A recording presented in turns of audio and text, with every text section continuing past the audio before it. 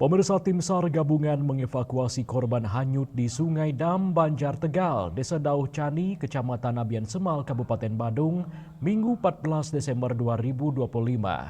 Awalnya, korban mandi di sungai sekitar pukul 15.25 WITA dan tiba-tiba terseret air bah. Informasi diterima petugas siaga kantor pencarian dan pertolongan Denpasar pada pukul 16.00 WITA. Kepala Kantor Pencarian dan Pertolongan Denpasar, Inyoman Sidokarya menerangkan, dari laporannya diketahui identitas korban atas nama Agus Adnyana, 14 tahun, beralamat di Jalan Antasura, Peguyangan Kajo, Denpasar Utara. Dalam upaya evakuasi, pertama-tama dilakukan koordinasi dengan Polsek Abian Semal untuk menggali informasi keadaan di lokasi kejadian.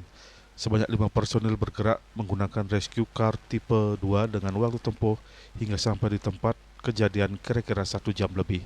Sidokarya menambahkan setelah pencarian oleh tim SAR gabungan dan warga setempat, korban berhasil ditemukan pada pukul 18.10 WITA dalam keadaan meninggal dunia. Selanjutnya jenazah Agus Adnyana dibawa menuju RSUD Mangusada menggunakan ambulan PMI Badung.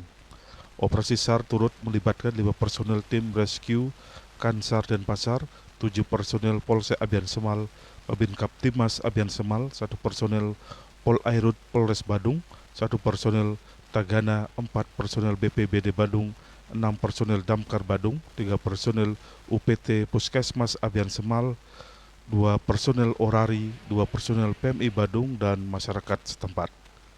Tim Liputan laporkan.